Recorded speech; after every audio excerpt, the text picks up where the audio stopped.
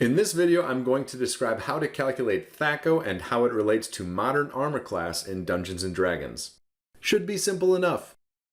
First, THAC0 stands for To Hit Armor Class 0. The O at the end of THAC0 is actually a 0, just so you know. You see, before there were computer games or role-playing games, hardcore gamers played something called war games. In naval war games, ships had different armor classes. The best of these was first-class armor, meaning it was the thickest, most durable, etc. The next best was second-class armor, then third-class armor, and so on. In combat, the ship's armor class was matched against the guns being used to fire on the ships, and with the roll of a dice, it was determined if the guns could penetrate the ship's armor or not.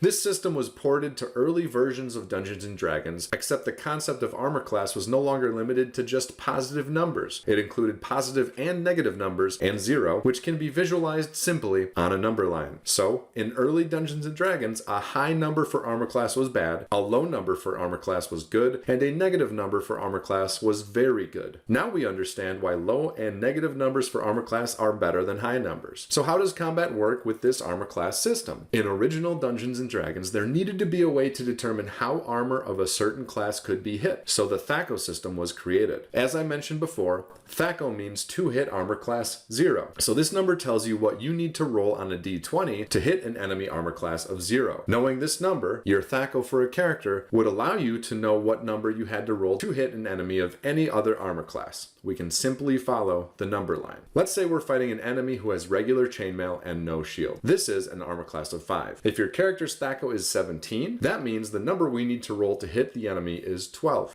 If our THAC0 is 11, we at least need to roll a 6, which is awesome. However, if we're fighting Lolth, who has an armor class of -10, and our THAC0 is 11, well, I think we're out of luck.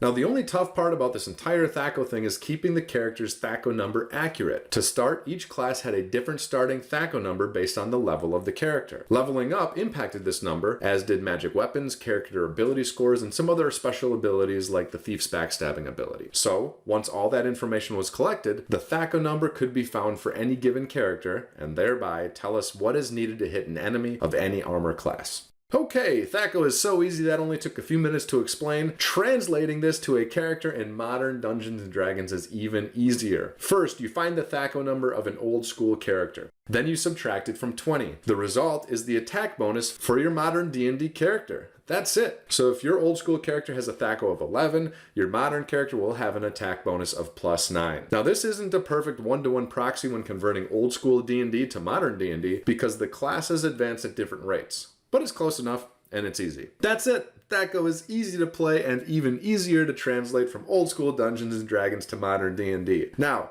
all you grognards, tell me what mistakes I made down in the comments below. Thanks for watching, I hope this helps, and I'll see you in the next video.